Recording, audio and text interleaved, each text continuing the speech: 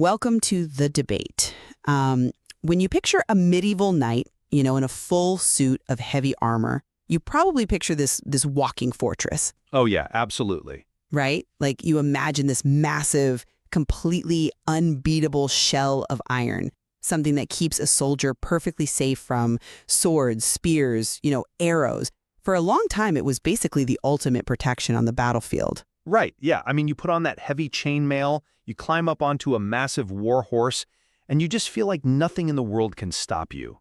You really become a human tank. Exactly, a human tank. But what happens if you take that walking tank and you just drop it right into the middle of a scorching desert? Well, it doesn't end well. No, it really doesn't. Suddenly, that iron shell isn't protecting you anymore. It starts trapping the heat. The very thing that was built to save your life becomes the exact tool that destroys it. Yeah, it goes from being a shield to being a deadly oven, basically. It really does. And that dramatic shift, how an army's greatest strength can be completely flipped into its greatest weakness, that brings us to our debate today. We are looking at one of the most fascinating events in military history, Saladin's famous victory over the Crusader army at the Battle of Hattin. A truly incredible piece of history. It really is. And I want to mention right up front that examining this fascinating historical strategy from these two different angles is an idea for hot, hut. It gives us a really unique way to break down how wars are actually won. It is a brilliant example to study, honestly, because, leading up to this event, the Crusaders seemed totally invincible. I mean, absolutely unstoppable. Their heavy iron armor and their massive charging horses made a normal head-on battle just impossible for anyone facing them. Right.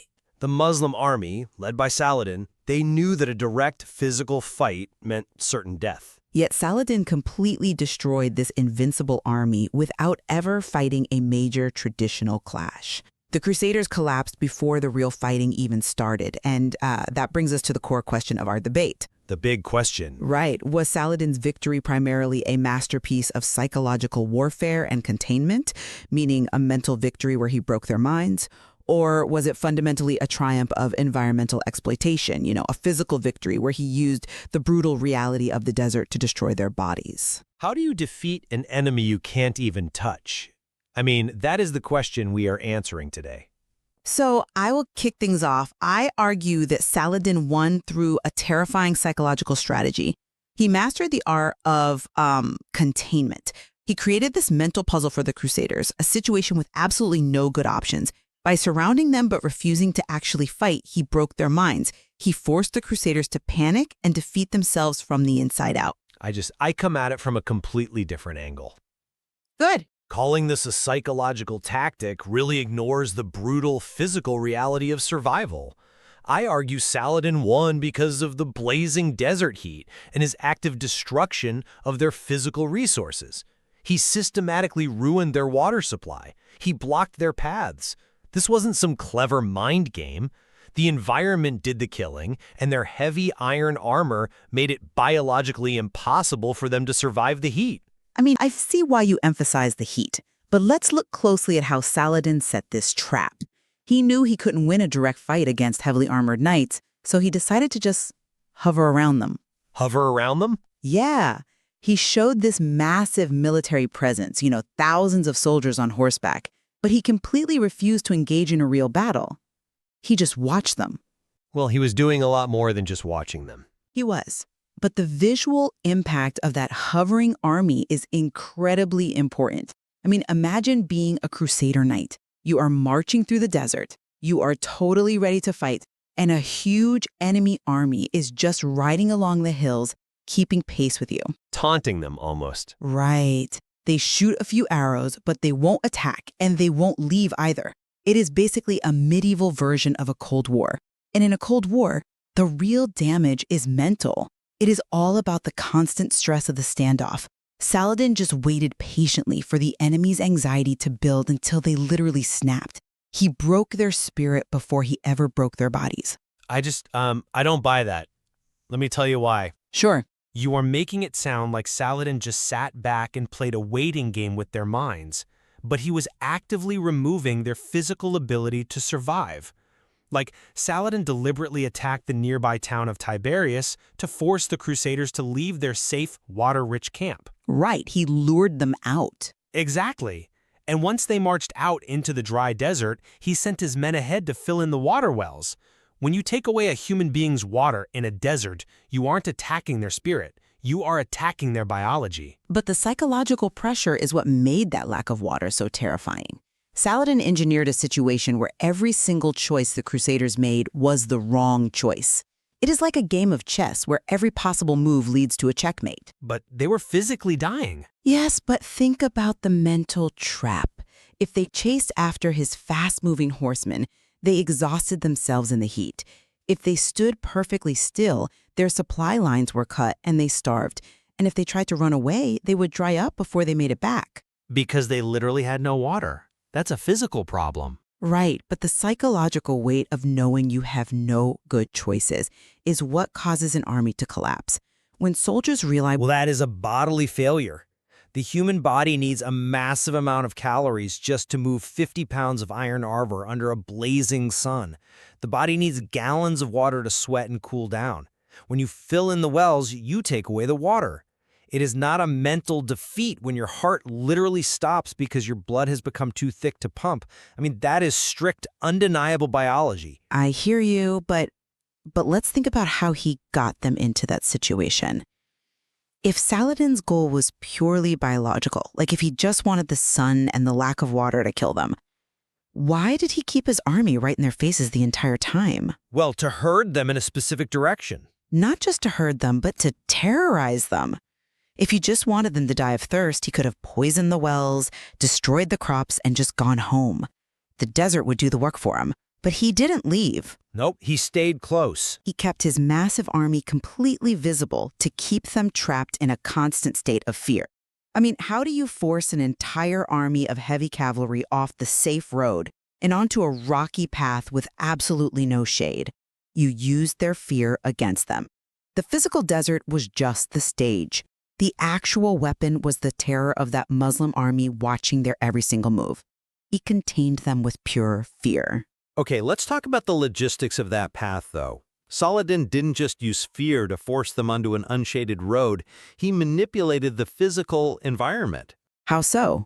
He sent skirmishers to block the easier roads. He practiced a strict, scorched earth strategy.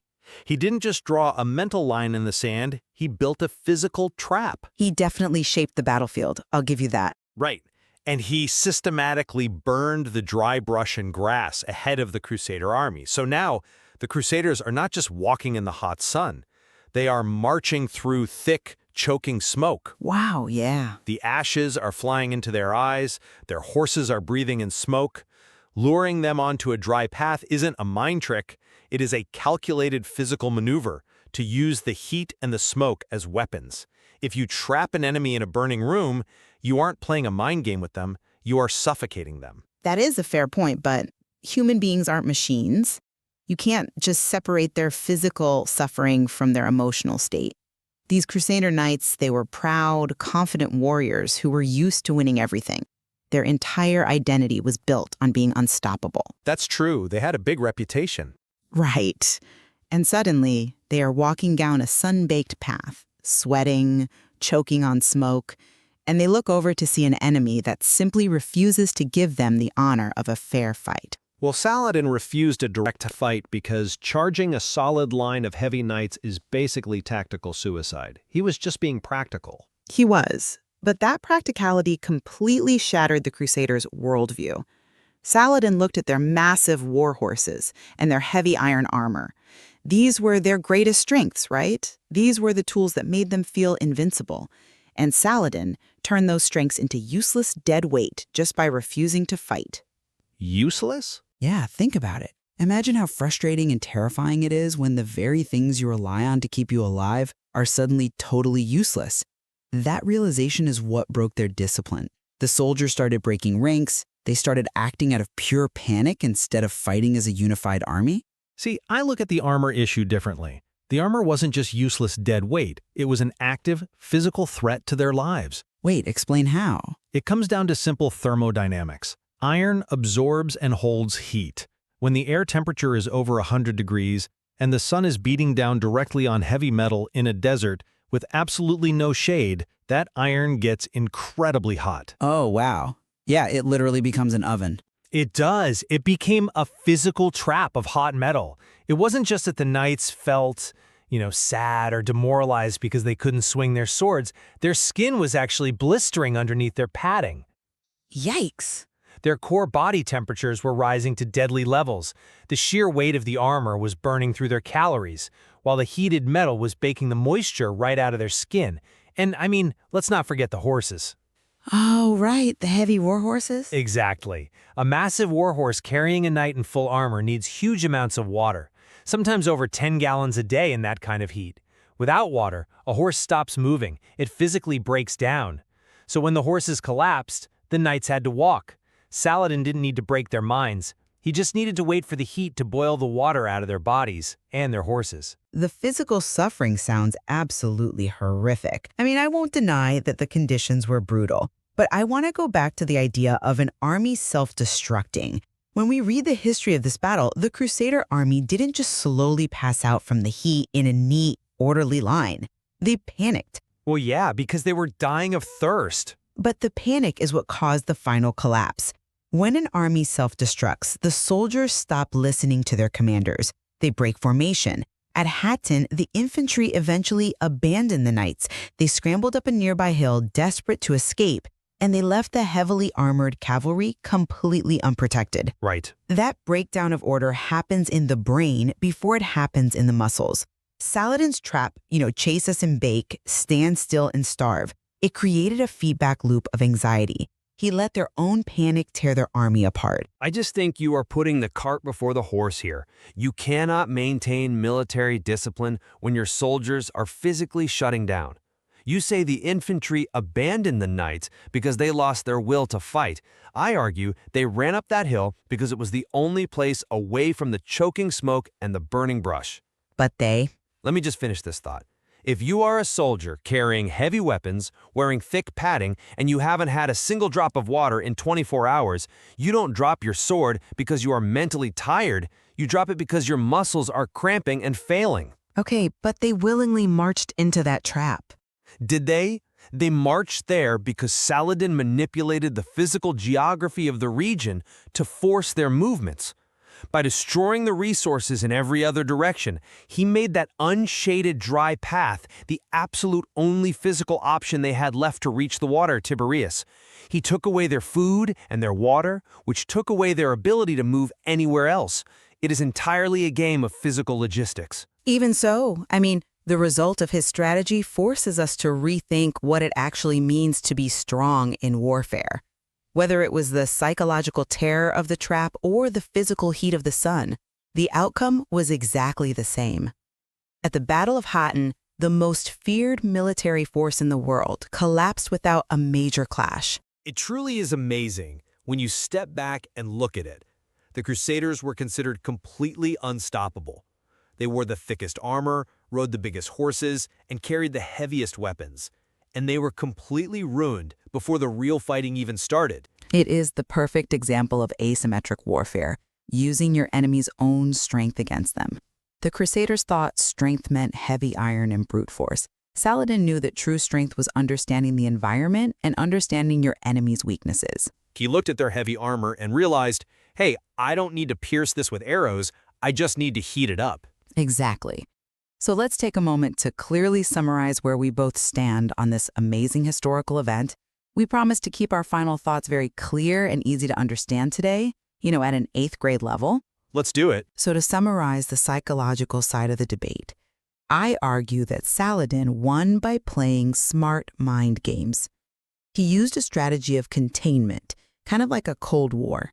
He surrounded the Crusaders but refused to fight them directly. He made them feel trapped in a puzzle with no good choices. Because they felt helpless and their invincible armor was suddenly useless, they lost their hope. They panicked, broke their own rules, and gave up from the inside. And on the physical side, I argue that Saladin won by using the harsh desert environment as a weapon. This was not about making them feel sad or anxious. By actively blocking the roads, burning the brush to create choking smoke, and filling in the water wells, he used the blazing hot sun as a deadly tool. He let the Crusaders' heavy iron armor trap the heat, defeating them physically by taking away their water and food. I think regardless of which side we lean toward, we both completely agree on one main takeaway here. Saladin was a strategic genius. Oh, absolutely, no question. He realized that getting into a normal head-on fight with the Crusaders was a terrible idea. They were just too strong in a regular battle. So what did he do? He changed the entire rulebook of the fight. Right.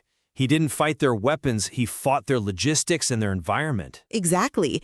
By changing the rules of the game, he turned the enemy's biggest strength into their biggest weakness. It is a perfect lesson for why you always have to look at the big picture. You can have the best, most expensive equipment in the entire world, but if you put it in the wrong environment, it will just destroy you. It really is a powerful lesson for today. I mean, we started this discussion by picturing a suit of heavy iron armor, a walking fortress, the ultimate symbol of safety and power. A fortress that turned into a deadly trap. Exactly. It makes you wonder about the armor we rely on today, right? The technologies and systems we think make us completely invincible. Sometimes the very things we think keep us safe are actually the things that make us the most vulnerable when the environment suddenly changes. There's always more to learn from these incredible moments in history. And well, we will leave it up to you, the listener, to decide which tactic, the mental pressure of containment or the physical reality of the desert, was the true reason for this legendary victory. Thank you for joining us today.